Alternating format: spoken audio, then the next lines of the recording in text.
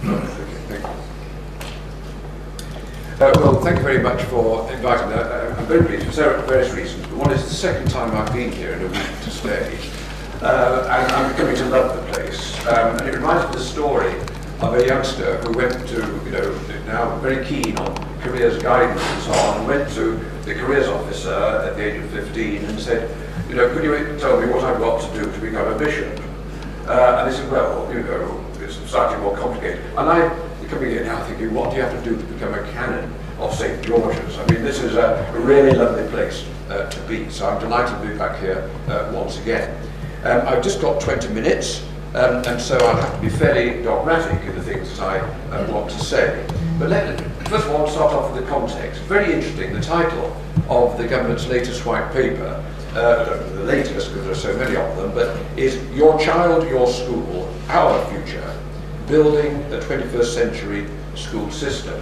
Well, we may question whether it's just a school system, an educational system, but it does seem to me that could be seen as the theme for these 3 days.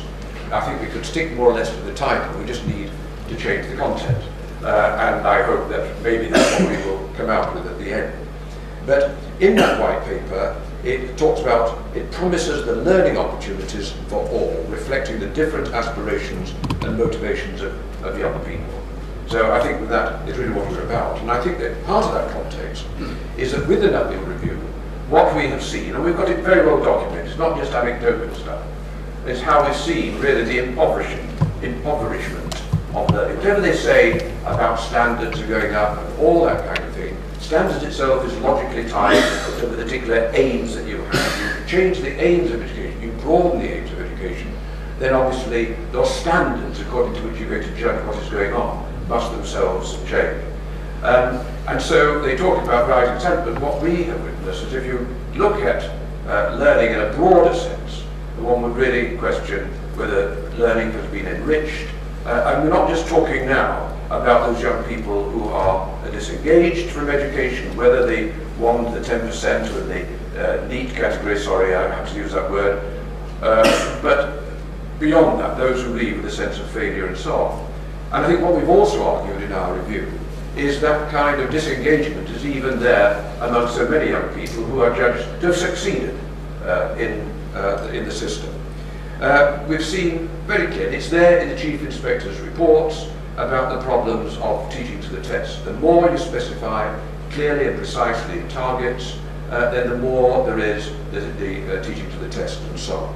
So there's that.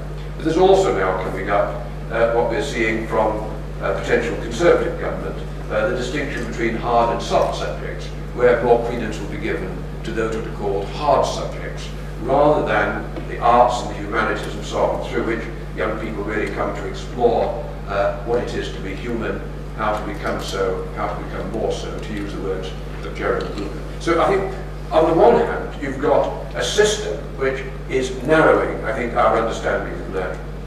But the other thing, which we reported in our review, was that we're seeing a kind of reaction against this. We saw a whole range, and we've given lots and lots of examples in the review, of where one is just seeing a range of different bodies, voluntary bodies and foundations, who are responding to a need in schools for a much broader vision of learning. Mentioned Royal Society of the Arts, its opening mind, Paul Hamlin Foundation with its musical futures and extending those into principles. Esme Fairbairn have supported, and with Gulbenkian have supported human scale education. We've seen the Young Foundation, the way that EDGE, represented here, has supported so much more practical approaches to learning. One has seen an enormous number of things happening. SCIDS, probably a few of you have heard of it, really extending very widely, helping young people through car mechanics not to become car mechanics, but to get re-engaged in learning and to carry on and so on. And we've listed this, and every day you read about the ways in which this is happening and the ways in which schools are responding. So we're into a rather interesting position as we're looking to the future, as a sort of tension between the aspiration for a much broader, often not well articulated view about learning, and at the same time that pressure for accountability in a particular narrow and I think impoverishing way. And so part of our problem is not only to articulate, it seems to me, what that broader vision of learning is, but also to see practical ways forward about how that can become much more part of the mainstream, given a lot of the practical objections to it in the way in which we conceive school and in the way in which the respective governments, whoever's in government, will be making demands upon the way in which schools should be held and colleges should be held accountable. So that seems to me to be the context. And therefore, when we were asked 6 years ago by the Nuffield Foundation, when I was asked to lead the Nuffield Review, these were the sort of questions which are absolutely fundamental to what we were inquiring about. But in order to do that kind of review, you've got to say, what is it that's pulling us together? What is it that brings people here and so on? And I think that it's essentially what sadly has been lost from educational discourse is the real ethical question, namely what counts as an educated, in our case 19-year-old, in this day and age. An educated person 20 years ago, 50 years ago, would probably not have the qualities, would not have the kind of knowledge, would not have the sort of skills which are becoming increasingly necessary as the economic and social context of our society changes. One interesting, obvious example, can you call a person really educated the way that we would want, who is ignorant of or ignores completely problems of the climate change, or ignores completely or is ignorant of the idea that we now live in a society with different religious, ethnic groups and so on, in order to create a coherent and a very positive experience of social living.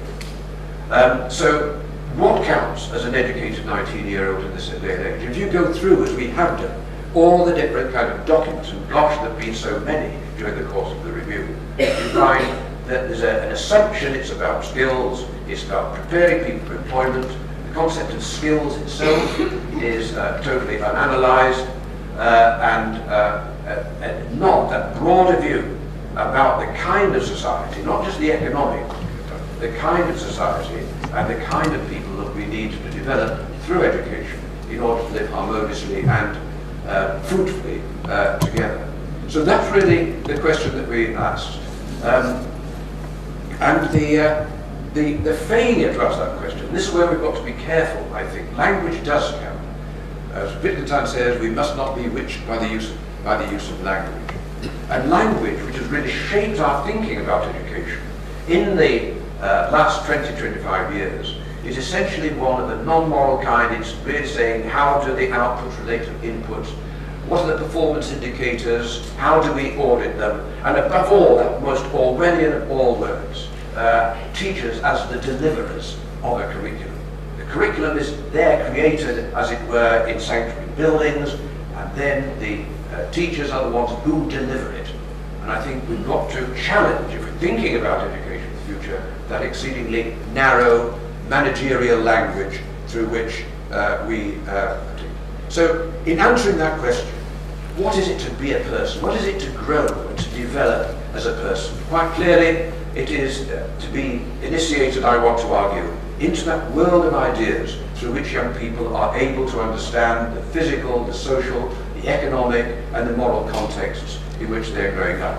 To be able, not only to be able to think about it, but to challenge it, to have different youngsters will no doubt have different capacities to enter into that. But our aim must be to give all young people that kind of capacity to, as it were, enable them to be freed by knowledge and by understanding.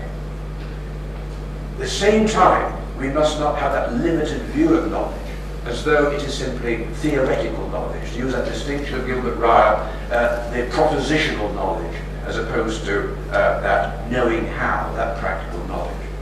And one of the great things about the Royal Society of the Arts, the RSA over the years, has been that notion of practical capability.